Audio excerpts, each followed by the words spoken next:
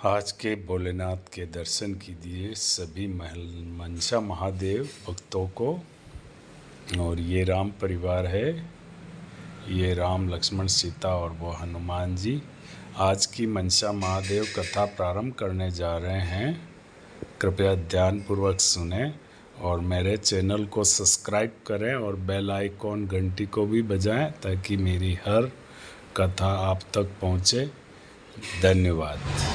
बोलो मनसा महादेव की जय। एक समय कैलाश पर्वत पर जबकि चारों ओर 18 बहार वनस्पति फल फूल रही थी, सुंदर मंद सुगंधित हवा चल रही थी। ऐसे समय शिवजी तथा पार्वती जी एक सुंदर आसन पर विराजमान होकर इस छटा को देख रहे थे। श्री पार्वती जी बोली, हे नाथ, आज तो चौपड़ पासे का खेल खेलना चाहिए। महादेव जी ने कहा, ठीक है, पर इस खेल में छल कपट बहुत होता है, इसलिए हार जीत का साक्षी का निर्णय कौन देगा? तब तो पार्वती जी ने अपने अंग से मेल उतार कर उसका एक पुतला बनाकर बैठा दिया, जिसे महादेव जी सर जीवन कर बोले, हे पुत्र अंगद, हम दोनों चौपड़ पासे का खेल खेल रहे हैं, सो तू हमारे हारने जीतने की साख भरना। अब चौपड़ पासे का खेल शुरू हुआ। महादेव जी ने 2 बार पासे फेंके और अंगद से पूछा, बता कौन हारा और कौन जीता? तो अंगद ने कहा कि आप जीते तथा पार्वती जी हारे। जब तीसरी बार पार्वती जी ने पासे फेंके और अंगद से पूछा, बता कौन हारा और कौन जीता? यद्यपि इस बार पार्वती जी जीती थी, परंतु अंगद ने सोचा, मैं महादेव जी को हारा कहूंगा तो वह मुझे श्राप दे देंगे। अतः उसने कह दिया कि महादेव जी जीते तथा पार्वती जी हारे। यह सुनते ही पार्वती जी को क्रोध आ गया और क्रोध में आकर अंगद को श्राप दे दिया, जा तू कोढ़ी हो जा और भटकता फिर। तब तो पार्वती जी के श्राप से कोढ़ी व दुखी हुआ अंगद इधर उधर भटकने लगा। भटकते भटकते एक दिन एक विशाल भयंकर जंगल में जा पहुंचा, जहाँ उसे 12-12-24 कोस के बीच एक तालाब दिखाई दिया, जिसके आसपास बड़ पीपल के कई पेड़ खड़े थे। वहाँ इंद्राणियां ब्रह्माणियां बहुत से देवी देवताओं की स्त्रियां मिलकर वहाँ व्रत कर रही थी। तब तो अंगद ने उन्हें ऐसा करते हुए देखकर कहा कि बहनों, आप यह क्या कर रही हैं? तो देवांगनाओं ने उत्तर दिया कि हम महादेव जी के मनसा वाचक व्रत को कर रही है, जिसके करने से सभी मनोकामनाएं शिवजी महाराज पूर्ण करते हैं। तब तो अंगद ने कहा कि इस व्रत को तो मैं भी करना चाहूंगा। तो देवांगनाओं ने उसकी इच्छा को देखकर चावल सुपारी जलाकर व्रत प्रारंभ कराने का संकल्प करा दिया और कहा कि श्रावण महीने के कृष्ण पक्ष के प्रथम सोमवार से इस व्रत को शुरू किया जाता है। उस दिन किसी कुंवारी कन्या के हाथ से 2 पुनी सूत कटवा कर उसका डोरा बनावे, पीली गेरू में रंगे और फिर इसकी महादेव जी की पूजन तथा आगे हर सोमवार इसकी महादेव जी की पूजन तथा व्रत करता रहे। फिर कार्तिक सुदी चौथ के दिन उसका उजवना करे। उस दिन 4.25 सेर आटा, 1.25 सेर घी, 1.25 सेर गुड़ का गांव में तोल बूझ कर चूरमा बनावे और उसका महादेव जी के भोग उधर कर 4 बराबर भाग कर लेवे। प्रथम भाग शिव जी को निमित्त कर देवे, अर्थात किसी नाथ को दे देवे। दूसरा भाग किसी ब्राह्मण को दे देवे। तीसरा भाग किसी गौ को खिला देवे और चौथा भाग आप स्वयं प्रसाद के तौर पर ग्रहण करें। शेष बिना राजा रंग के छोटे बड़े का भेदभाव किए सबको बराबर बराबर बतरा देवे और डोरा जो बनाया जाता है जब तक व्रत करें स्वयं धारण करें और उद्यापन के बाद उसे जल में पधरा देवे। बस यही इस व्रत का विधान है। तब तो अंगद ने नियमानुसार मनसा वाचक व्रत प्रारंभ किया और लगातार 4 वर्ष तक करता रहा। इधर एक दिन बैठे ही बैठे पार्वती जी को अंगद की याद आई। योग से घबरा कर महादेव जी से कहने लगी कि हे नाथ, कोई ऐसा उपाय बतलाइए जिससे कि अंगद घर वापस लौट आए। तो भगवान शंकर जी पार्वती जी से कहने लगे, हे प्रिय, तुम मनसा वाचक व्रत करो, तुम्हारी इच्छा अवश्य पूरी होगी। तब तो पार्वती जी ने भी विधि अनुसार डोरा बनाकर व्रत प्रारंभ किया। जो ही व्रत समाप्त हुआ, अंगद कोढ़ रहित होकर विचरण करता हुआ पार्वती जी से आ मिला। पुत्र को देखते ही पार्वती जी खुशी के मारे हंसने लगी। परंतु अंगद ने सोचा मैं माता जी के बिना बुलाए लौट आया हूँ, यह जानकर हंस रही है, इसलिए वह गुस्से में भरकर वापस लौटने लगा। तो पार्वती जी ने उसको उठकर पकड़ लिया और बोली कि हे बेटा तुम फिर से कहाँ जा रहे हो? तो अंगद बोला कि हे माता मैं बिना बुलाए लौट आया हूँ, यह जानकर आप हंस रही है, इसलिए मैं वापस जा रहा हूँ। तो पार्वती जी बोली हे बेटा मैं तुम्हारे आने से नहीं हंसी हूँ, मैं तो मनसावाचक व्रत के प्रभाव को देखकर हंसी हूँ, जिसे कि मैंने तुम्हारे मिलने की इच्छा से किया था। तो अंगद ने कहा कि हे माता यह व्रत तो मैंने भी किया है।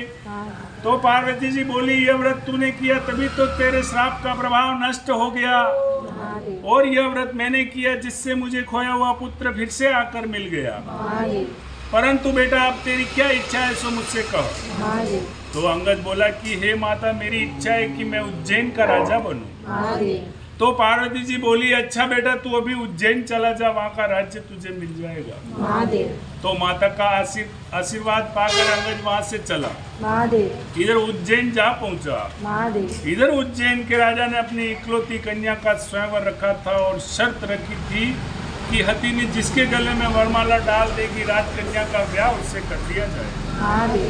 अतः स्वयंवर के ठीक समय पर एक हथिनी को श्रृंगार कराया गया तथा उसके सुंड में वरमाला देकर कहा गया कि हे हथिनी तू देवी के समान है, अतः इस सभा में जो तुम्हें राजकन्या के योग्य वर दिखाई दे उसके गले में वरमाला डाल दे। हथिनी माला लेकर चली, इधर जहाँ अंगद बैठा था वहाँ पहुंचकर उसके गले में वरमाला डाल दी। तो लोग कहने लगे कि हथिनी चूक गई है, अतः इस लड़के को अंगद को वहाँ से हटा दिया गया। फिर हथिनी को माला देकर प्रार्थना की गई, हे हथिनी इस सभा में जो तुम्हें राजकन्या के योग्य वर दिखाई दे, जो उज्जैन का राज्य अच्छी तरह संभाल सके, उसके गले में वरमाला डाल दे। जब हथिनी दूसरी बार माला ले जाकर फिर से अंगद के पास जाकर उसके गले में वरमाला डाल दी, तो लोग कहने लगे कि हथिनी लड़के से परच गई है, अतः इसे दरवाजे से बाहर बिठा दिया गया। परंतु जब हथिनी को तीसरी बार माला दी गई तो हथिनी दरवाजे से बाहर निकलकर फिर से उसी बालक के गले में वरमाला डाल दी।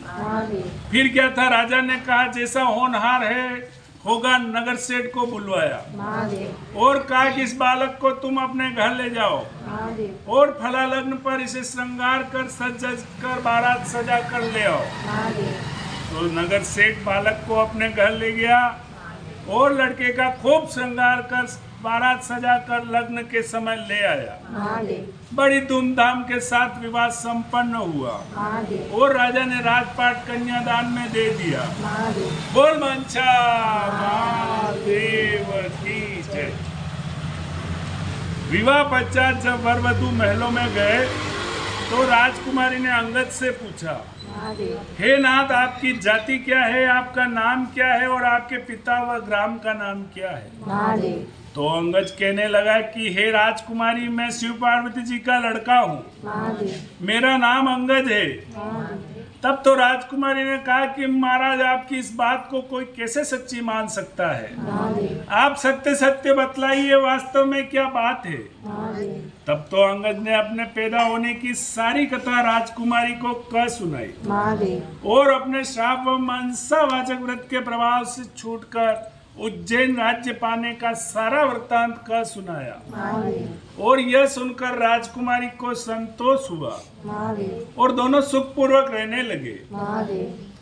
थोड़े दिनों पश्चात अंगद ने कहा कि हे राजपुत्री मेरी राज्य करने की अवधि पूरी हो चुकी है, अतः मैं अपने माता पिता के पास कैलाश जाना चाहता हूँ, तेरी क्या इच्छा है सो मुझसे कह। तो राजकुमारी बोली कि हे नाथ मैं तो पुत्र धन व राज्य का सुख चाहती हूँ। तो अंगद ने कहा कि तुम मनसावाचक व्रत करो, तुम्हारी इच्छा अवश्य पूरी हो जाएगी। तो राजपुत्री बोली कि हे नाथ जब आप कैलाश चले जाएंगे तो मेरे पुत्र कैसे होगा? तो अंगद ने कहा कि हे राजपुत्री तुम मनसावाचक व्रत करो, तुम्हें बिना गर्भवास के पुत्र मिलेगा। ऐसा कहकर मनसावाचक व्रत की सारी विधि समझाकर अंगद वहां से कैलाश चले गए। इधर राजकुमारी ने पति की आज्ञा अनुसार मनसावाचक व्रत प्रारंभ किया, लगातार 4 वर्ष तक करती रही। इधर भगवान शंकर जी बहुत प्रसन्न हो गए। एक दिन जब रानी दातुन कर रही थी तो अपनी दासी को ऊपर महल में जल की जारी लेने के लिए भेजा। जब दासी ऊपर महल में जाकर क्या देखती है कि एक सोने के पालने में एक सुंदर सा बालक सोया हुआ अपना अंगूठा चूस रहा है। तब तो दासी ने दौड़ते हुए नीचे आकर रानी को सारा हाल कहा और उसे ऊपर ले गई। तो रानी ने बालक को उठाकर छाती से लगा लिया और महादेव जी से प्रार्थना करने लगी, हे नाथ, यदि आपने मुझे यह पुत्र दिया है तो मेरे स्तनों में दूध पैदा कीजिए। रानी के इतना कहते ही उसके स्तनों में दूध भर आया और सारे नगर में खुशी छा गई। सभी मनसावाचक व्रत को सराहने लगे और बालक का नाम फूल कुंवर रखा गया। अब धीरे धीरे फूल कुंवर बड़ा हुआ। अब सभी उसे राजकुमार कहकर पुकारने लगे। एक दिन राजकुमार ने अपनी माता से पूछा कि हे माता, मेरे पिता कौन है, उनका नाम क्या है और वे इस समय कहाँ पर है? तो रानी ने कहा कि हे पुत्र, तेरे पिता का नाम अंगद है, वे महादेव जी के पुत्र हैं और इस समय कैलाश में है। तो राजकुमार ने कहा कि हे माता, मृत्यु लोक में इस बात को कोई कैसे सच्ची मान सकता है? तब तो रानी ने अंगद की उत्पत्ति, उनके मनसाप और मनसावाचक व्रत के प्रताप से उज्जैन राज्य पाने की सारी कथा कह सुनाई और उनकी स्वयं की उत्पत्ति की आदि बातें कह सुनाई और कहा कि हे पुत्र, मनसावाचक व्रत करने वाले मनुष्य के लिए कोई भी बात असंभव नहीं है। यदि इसके पराक्रम का तुझे भान नहीं है तो तू स्वयं करके इसके फल को प्रत्यक्ष रूप से देख सकता है। तो फूल कुंवर कहने लगा कि हे माता, मेरी इच्छा है कि चेदीराज की कन्या, जो दुनिया की सबसे अधिक सुंदर मानी जाती है, उसके साथ मेरा विवाह हो। क्या इस व्रत के करने से ऐसा हो सकता है? तो रानी ने कहा कि हाँ पुत्र, तुम्हारी इच्छा अवश्य पूरी होगी। तब तो फूल कुंवर ने माता से संपूर्ण विधि पूछकर व्रत प्रारंभ किया। लगातार 4 वर्ष तक करता रहा। भगवान शंकर जी फूल कुंवर पर बहुत प्रसन्न हो गए और चेदीराज के स्वप्न में दर्शन देकर कहा, हे चेदीराज, तू मेरे कहने से अपनी राजकुमारी का विवाह उज्जैन के राजकुमार से कर दे। तो चेदीराज ने भगवान शिव जी के वचन सुनकर अपनी कन्या का विवाह उज्जैन के राजकुमार फूल कुंवर से कर दिया। अब तो फूल कुंवर भी राजा हो गया था। एक दिन राजा फूल कुंवर शिकार खेलने के लिए वन में गया। उसको कोई शिकार हाथ न आया और भूख प्यास के व्याकुल होकर एक बाग में आराम करने लगा। देव योग से वहां पर कोई ब्राह्मण आ पहुंचा और राजा को पंचांग सुनाया। आज कार्तिक शुक्ल चौथ है, अर्थात मनसावाचक व्रत के उजरने का दिन है। तो राजा ने कहा कि हे विप्रराज, मुझसे तो भूल हो गई है, आप मुझे भी पूजन करा दें। तो ब्राह्मण ने पूजा के लिए शहर में रानी के पास खबर भेजी कि राजा साहब शिकार के लिए वन में ठहरे हैं।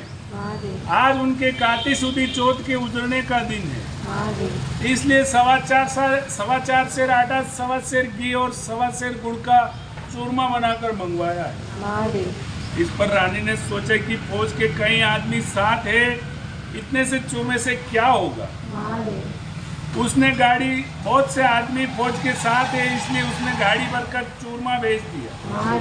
नियम विरुद्ध अधिक सामान होने से महादेव जी ने कोप किया और राजा के स्वप्न में दर्शन देकर कहा, हे राजा, तू अपनी रानी को राज्य से निकाल दे, नहीं तो मैं तेरे राज्य को नष्ट भ्रष्ट कर दूंगा। तब तो राजा ने प्रमाण अनुसार दोबारा चूरमा बनाकर व्रत पूरा किया और महादेव जी के कथन अनुसार रानी को महल से निकलवा दिया। अब रानी किले से रवाना हुई। थोड़ी दूर जाने पर उसे दीवान मिला। दीवान जी ने पूछा कि रानी जी, आप कहाँ पधार रही हो? तो रानी ने सब बात बताई और तब दीवान ने कहा कि मैं राजा साहब को समझाकर मना लूंगा, तब तक आप मेरी हवेली में पधारे। रानी जो ही दीवान की हवेली में गई तो दीवान अंधा हो गया। महादेव। तब तो दीवान ने हाथ जोड़कर कहा कि आप यहाँ से पधारिए। महादेव। अब रानी वहां से रवाना हुई, आगे चली तो नगर सेठ मिला। महादेव। उसने भी यही पूछा कि रानी जी आप जब तक राजा जी का क्रोध शांत हो तब तक आप मेरे बाग में रहिए। महादेव। जो ही रानी नगर सेठ के घर में गई तो नगर सेठ की उंगलियां चलना बंद हो गई। महादेव। और कई तरह के उपद्रव होने लगे। महादेव। तब नगर सेठ ने भी हाथ जोड़कर कहा कि आप यहाँ से पधारिए। महादेव। अब रानी वहां से आगे चली तो राजा जी का माली मिला। महादेव। उसे भी दया आ गई। महादेव। वह रानी को अपने घर ले गया। महादेव। और रानी वहां से आगे चली तो कुम्हार मिला। महादेव। उसे भी दया आ गई। महादेव। वह रानी को अपने घर ले गया। महादेव। तो वहां जाते ही कुम्हार का हवा बैठ गया। महादेव। और सारे बर्तन फूट गए। महादेव। और कुम्हार स्वयं अंधा हो गया। महादेव। तब तो कुम्हार ने भी रानी को वहां से चले जाने की प्रार्थना की। महादेव। अब रानी वहां से निकली तो राजा जी का माली मिला। महादेव। उसे भी दया आ गई। महादेव। वह अपने घर ले गया और उसे अपने बाग में ले गया। महादेव। और कहा कि राजा जी का क्रोध शांत हो तब तक आप मेरे बाग में रहिए। महादेव। तो रानी के वहां जाते ही बाग के सारे पेड़ पौधे सूखकर जलने लगे। महादेव। और सारे खेत कुओं का पानी सूख गया। महादेव। और माली को भी कम दिखने लगा। महादेव। तब माली ने भी वहां से चले जाने को कह दिया। महादेव। अब रानी वहां से निकलकर विचार करने लगी महादेव। कि मुझसे ऐसा क्या पाप हो गया है कि मैं जहाँ भी जाती हूँ वहाँ सत्यानाश होने लगता है। महादेव। रानी ऐसा सोचते सोचते आगे चली तो क्या देखती है कि आगे 2 रास्ते हैं। महादेव। पूछने पर मालूम हुआ कि एक रास्ता 6 महीने का और एक रास्ता 3 दिन का। महादेव। रानी 3 दिन के रास्ते से चली। महादेव। उसे रास्ते में एक शिप्रा नाम की नदी मिली। महादेव। रानी दुख के मारे उसमें कूदकर आत्महत्या करनी चाहिए। महादेव। जो ही रानी नदी के अंदर कूदी तो वह नदी भी सूख गई। महादेव। आगे जाने पर उसे एक पर्वत आया। रानी ने सोचा इस पहाड़ पर चढ़कर गिर पड़ूं। महादेव। जो ही रानी पहाड़ पर चढ़कर गिरने लगी महादेव। तो वह पर्वत भी जमीन के बराबर हो गया। महादेव। आगे जाने के बाद उसे एक सिंह दिखाई दिया। महादेव। रानी ने सोचा इस सिंह को छेड़ू, वह मुझे खा जाएगा तो अच्छा है। महादेव। जो ही रानी ने सिंह के ऊपर हाथ फेरा तो वह सिंह भी पत्थर का हो गया। महादेव। आगे जाने के बाद उसे एक बड़ा भारी अजगर सर्प दिखाई दिया। महादेव। रानी ने मरने की इच्छा से सर्प को छेड़ा महादेव। तो वह सर्प भी रस्सी का हो गया। महादेव। अब रानी हार खाकर आगे चली महादेव। तो क्या देखती है कि एक बड़ा भारी पीपल का वृक्ष है। महादेव। उसके पास एक सुंदर कुआं है महादेव। और एक मंदिर बना हुआ है। महादेव। रानी मंदिर में जाकर मुंह ढककर बैठ गई। ओम नमः शिवाय, ओम नमः शिवाय इस पंचाक्षरी मंत्र को जपने लगी। महादेव। उस दिन कार्तिक सुदी चौथ का दिन था। महादेव। और मंदिर का पुजारी नाथ गांव में सामान लेने के लिए गया था। महादेव। वहां पर उसको कुत्तों ने काट खाया। महादेव। तो पुजारी नाथ विचार करने लगा कि आज मेरे आश्रम में ऐसा कौन पापी आ पहुंचा है महादेव। जिसके कारण यह उत्पात हुआ है। महादेव। जब पुजारी नाथ मंदिर में आकर एक स्त्री को बैठा देखा तो सोचने लगे कि आज मेरे आश्रम में कोई डाकन या भूतनी आ गई है। महादेव। तो रानी ने नाथ जी को देखकर विनय पूर्वक बोली, महादेव। हे महाराज मैं न तो कोई डाकन हूँ न भूतनी हूँ, मैं मानवी हूँ, आकाश की गहरी जमीन की जेली एक दुखी स्त्री हूँ। महादेव। यदि आप मुझे धन की बेटी बनाओ तो मैं अपना सारा भेद कहूँ। महादेव। तो नाथ जी ने यह स्वीकार कर लिया। महादेव। और तब रानी ने अपना सारा किस्सा कहा। महादेव। फिर वहां से जाने लगी महादेव। तो भूख प्यास के वह चल नहीं सक रही थी। महादेव। तब नाथ जी ने उजड़ने का एक बाग का लड्डू दे दिया। महादेव। तब लड्डू को देखते ही रानी को व्रत की याद आई। महादेव। इतने में नाथ जी ने कह दिया कि आज कार्तिक सुदी चौथ है। महादेव। यह मनसावाचक व्रत का प्रसाद है। महादेव। इसका नियम है कोई भी राजा हो तो अधिक प्रसाद न बनावे। महादेव। और इसीलिए यह एक भाग का लड्डू है। महादेव। तब रानी को समझ में आ गई कि मैंने चूरमा ज्यादा भेजा था, इसलिए मुझ पर महादेव जी ने कोप किया है। महादेव। ऐसा विचार कर रानी ने नाथ जी से कहा कि हे महाराज, इस व्रत को तो मैं भी करना चाहती हूँ। महादेव। तब नाथ जी ने कहा कि यह श्रावण महीने का प्रथम सोमवार आ रहा है, उस दिन इस व्रत को तुम शुरू करना। महादेव। तो रानी ने नियमानुसार व्रत शुरू किया। महादेव। और जब कार्तिक सुदी चौथ का दिन आया तो नाथ जी गांव में जाकर सामान ले आए। महादेव। और 1.25 सेर घी, 1.25 सेर गुड़, 4.25 सेर आटे का चूरमा बनाया। महादेव। कुंवारी कन्या से पौनी सूती सूट कटवाया। महादेव। डोरा बनाया। महादेव। चूरमे के 4 भाग किए। महादेव। शिव पार्वती जी की चित मन से पूजा की। महादेव। इस प्रकार रानी को व्रत करते हुए 4 वर्ष हो गए। महादेव। और महादेव जी राजा फूलकुंवर के स्वप्न में दर्शन देकर कहा, महादेव। हे राजा, तू अपनी रानी को राज्य में बुलवा ले, नहीं तो मैं तेरे राज्य को नष्ट भ्रष्ट कर दूंगा। महादेव। तब राजा ने कहा कि महाराज, अब रानी का कैसे पता लगेगा? आपकी आज्ञा से ही तो मैंने उसे देश निकाला दे दिया है। महादेव। तब महादेव जी ने कहा कि हे राजा, तू अपने 4 विश्वासी नौकरों को पूर्व के दरवाजे भेज दे। महादेव। वहाँ भी उन्हें बिना ना तो बैलों की गाड़ी मिलेगी। महादेव। वे लोग उसमें बैठ जावे। महादेव। वह गाड़ी उन्हें वहीं पर ले जाएगी जहाँ पर तुम्हारी रानी है। तो प्रातः काल होते ही राजा ने 4 आदमी भेज दिए। उन्हें बिना ना तो बैलों की गाड़ी मिली। वे चारों लोग उसमें बैठ गए। महादेव। वह गाड़ी उन्हें वहीं पर ले गई जहाँ पर रानी रहती थी। महादेव। तो सेवकों ने रानी को पहचान लिया महादेव। और कहा कि राजा साहब आपको बुला रहे हैं, महादेव। इसलिए हम लोगों को भेजा है। तब रानी ने नाथ जी से कहा कि मैं आपकी बेटी हूँ, महादेव। आप मुझे सीख देकर भेजो तो मैं जाऊँ। महादेव। तब नाथ जी ने मिट्टी के हाथी, घोड़े, रथपाल की आदि बनाकर मंत्र के छींटे दिए, महादेव। जिससे वह सच्चे हाथी, घोड़े, रथपाल की बन गए। महादेव। तब रानी ने फिर से कहा कि हे पिताजी, रास्ते में मेरे छूने से कई जीवों का नुकसान हुआ है। महादेव। उनका भी उद्धार होना चाहिए, महादेव। नहीं तो मुझे पाप लगेगा। महादेव। तब नाथ जी ने शिव जी के निर्मल्य स्नान कराए हुए जल की जारी भर कर दी और कहा कि हे बेटी, तू ओम नमः शिवाय कहकर जल की जारी का जिस पर छींटा डालेगी वह पुनः अपने असली स्वरूप को प्राप्त हो जाएगा। महादेव। तब रानी ने जल की जारी लेकर नाथ जी से प्रणाम करके चारों सेवकों के साथ रथ पालकी में बैठकर रवाना हुई। महादेव।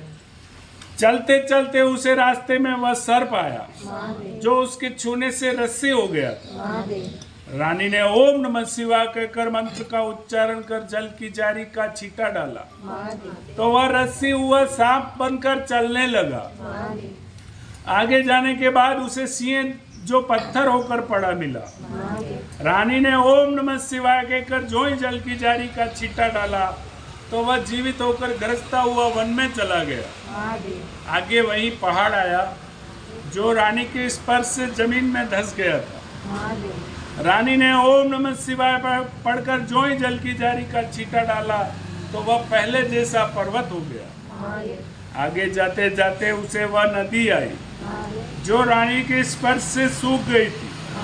तो रानी ने ओम नमः शिवाय कहकर जो ही जल की जारी का छींटा डाला तो वह पहले जैसे गहरे निर्मल जल से बहने लगी। महादेव। अब रानी ने पालकी फौज आदि को किले में भेज दिया। महादेव। खुद उस बाग में गई जो उसके कारण सूख गया था। महादेव। तो बागवान ने रानी को देखकर कहा कि हे रानी जी, आप फिर से क्यों आ रही है? महादेव। पहले आपके कारण यह बाग सूख गया था। महादेव।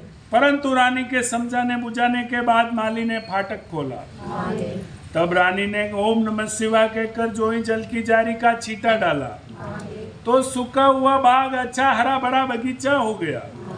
फिर से वहाँ कोयले बोलने लगी, नाना प्रकार के फल फूल दिखाई देने लगे और खेत कुओं का पानी भी जल भर आया। अब रानी वहाँ से कुमार के यहाँ गई जो अंधा हो गया था।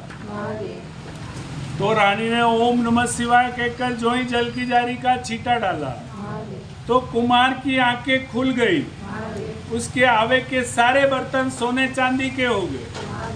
तब कुमार ने कहा कि हे रानी जी, यह सोने चांदी के बर्तन हमारे पास कौन रहने देगा? तब रानी ने कहा कि इसमें से 4 बर्तन ले जाकर तू राजा जी को भेंट कर देना, शेष तू रखना, यह मेरा हुक्म है। इसी प्रकार रानी नगर सेठ के यहाँ पर गई तो नगर सेठ की ऊँटियाँ सिकरने लगी, व्यापार में लाभ होने लगा। तो नगर सेठ ने कहा कि अंधता आपके पधारने से रिद्धि सिद्धि हुई है, अतः मैं खुशी से सारी नगरी को जिमवाना चाहता हूँ। तो रानी ने बात मान ली और नगर में डिंडोरा पिटवा दिया, कल किसी के घर में धुआं नहीं निकलेगा, अगर किसी का चूल्हा जला तो 101 रुपया जुर्माना होगा। आगे चली तो रानी दीवान जी के यहाँ पहुंची तो दीवान की आंखें खुल गई, सर्वत्र आनंद छा गया। अब रानी साहिबा किले में पधारी तो राजा जी ने बड़ा भारी स्वागत किया, जलसा मनाया। दूसरे दिन सारे नगर ने नगर सेठ के यहाँ पर जिमने गए तो नगर सेठ महल में आकर रानी जी से प्रार्थना की कि अंधता आप भी आरोगी है। तब रानी ने कहा कि आज मेरे कार्तिक सुदी चौथ के उजड़ने का दिन है, सो किसी भूखे आदमी को जिमवा कर जिमूंगी। परंतु सारे नगर के लोग तो नगर सेठ के यहाँ पर जिमने गए थे। ढूंढते ढूंढते धोबी घाट पर एक अंधी बहरी कोड़ी धोबिन भूखी पड़ी हुई मिली। रानी की आज्ञा से उसे लाया गया, उसे स्नान कराया गया। स्नान कराते उसका सारा कोढ़ मिट गया और उसको मनसावाचक व्रत की सारी कथा सुनाई। कथा सुनाते उसके लिए स्वर्ग से विमान आया। बूढ़ी धोबिन कथा सुनने प्रसाद लेने मात्र से सदैव सदैव के लिए वैकुंठ चली गई। इस प्रकार राजा रानी हर साल मनसावाचक व्रत करते रहे, संसार के सभी सुखों को भोगते रहे। अंत में पुत्र को राजगद्दी देकर शिवलोक सिधार गए। बोल मनसा महादेव की जय। इस प्रकार मनसावाचक व्रत अर्थात शिव पार्वती व्रत की बड़ी भारी महिमा है। श्रावण महीने के प्रथम सोमवार से कार्तिक सुदी चौथ का यह सर्व मनोवांछिक फल देने वाला है। बोल मनसा महादेव की जय।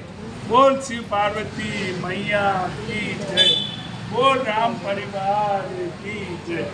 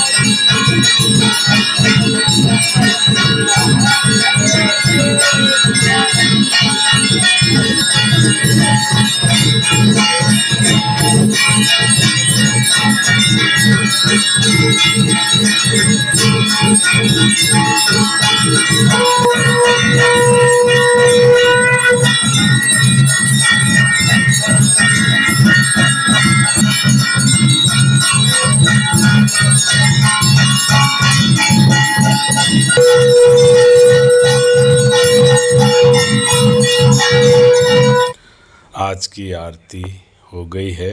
अब पुजारी जी आरती सभी भक्तों को दे रहे हैं और आज की कथा यहीं समाप्त होती है। इसी प्रकार आप मेरे चैनल को सब्सक्राइब करें, बेल आइकॉन को बजाएं ताकि मेरी हर वीडियो आप तक पहुंचे और रोज़ के दर्शन आपको हर सोमवार को मिल जाएंगे।